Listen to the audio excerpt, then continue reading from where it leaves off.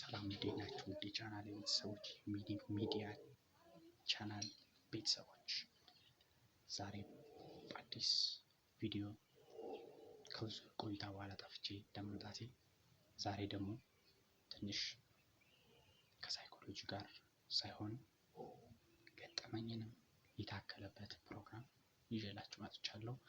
አጭር ቪዲዮ ነች። ይህችን አጭር ቪዲዮ በጥሞና እንድትከታተሉኝ ከወዲሁ አሳስባችኋለሁ። ወደ ፖይንቱ ስገባ ብዙ ጊዜ ከማስተውላቸው ነገሮች ውስጥ መናፈሻ ቦታዎች ላይ ሽንት ይሸናል። ምኑን ንጹህ መሆን ይቻለ? ምኑን ታዝናናን? ጤናችን እየታወከ ጉንፋን እየተያዘ መናፈሻ ቦታ ንጹህ ፈለገ ንጹህ አየር ደግሞ የለም እያለ ምኑን መዝናናት ያሰኛል። ስለዚህ መናፈሻ ቦታዎች ላይ በምንቀመጥበት ሰዓት ሽንት መሽናት ተገቢ ነው?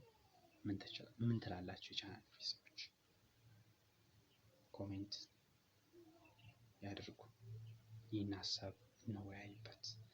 ብዙ ጊዜ አንድ ቦታ ስንገባ መናፈሻ ቦታ ንጽህና የተጠበቀ መሆኑን አይተን ነው የምንገባው ወይም የምንቀመጠው።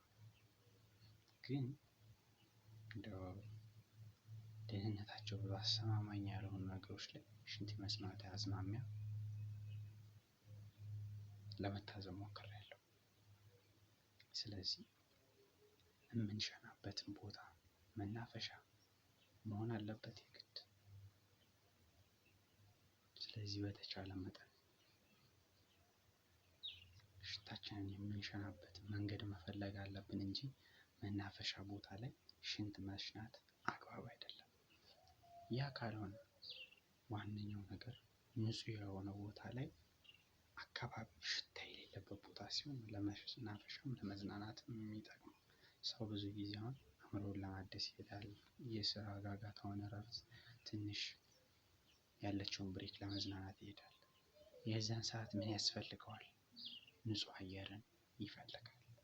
ስለዚህ በተቻለ መጠን መናፈሻ ቦታዎች ላይ ባንሸና የተሻለ ነው።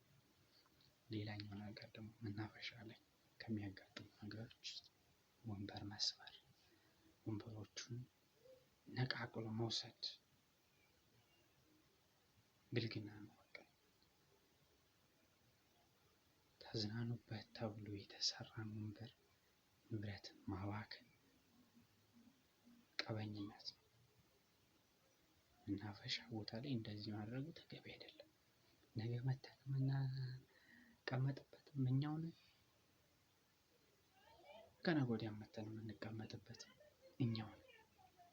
ስለዚህ ንብረት መያዝ ላይ አግባብ ይኖረን። ማጥፋት ሳይሆን ማልማት እንወዳጅ። ብዙ ጊዜ ለማጥፋት እንቸኩላለን፣ ለማልማት ግን ዜሮ ነን። ስለዚህ በተቻለ መጠን ጥፋተኛ ላለመሆን ምን አደርጋለሁ የሚል ነገር ሊኖረን ይገባል። በውስጣችን የተሰራን ነገር ቢያንስ እንኳን መስራት ባንችል እንዴት የተሰራን ነገር ማጥፋት እንችላለን?